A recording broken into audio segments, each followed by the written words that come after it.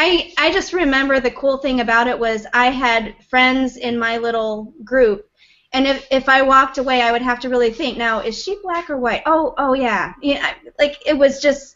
It was a non-issue. It was such a non-issue. But yeah, it's definitely divisive up here for some reason. Incredibly divisive, and the black community would not give me any time or space until they found out that my father was black.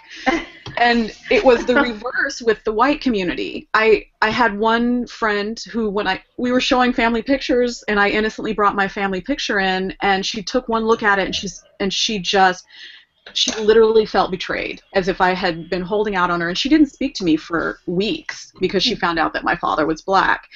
And what? Yeah.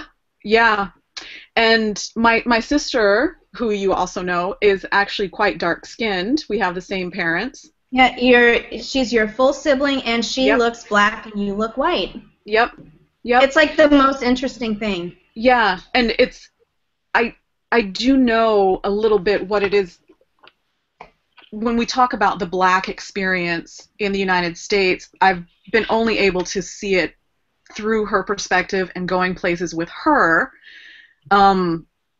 We're treated very differently than when I go in by myself. That for sure is very clear. And because people don't realize that, I mean, like you said, I look white. Like in the 60s, you would say she passes. I'm a high yeller, is what they would have said about me.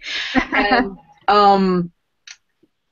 so I actually hear the racism that people wish they could hide, because they don't really censor themselves as much around me. They get relaxed. So getting back to this woman. Yeah, tell me.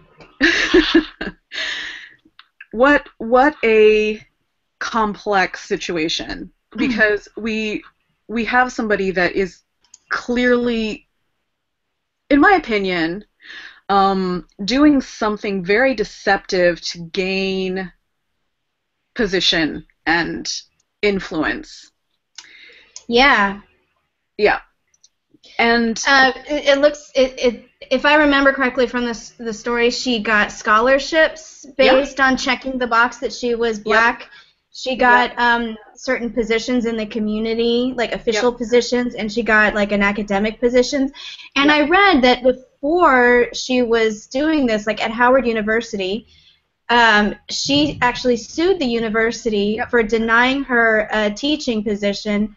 And she said it was because they were discriminating against her because she was white. Yeah. So then she moves out to Seattle and represents herself as black. Maybe she's thinking, this is the community that I'm part of, and I guess if I'm going to be accepted, I need to change my appearance and pass. Exactly. And it's been very interesting.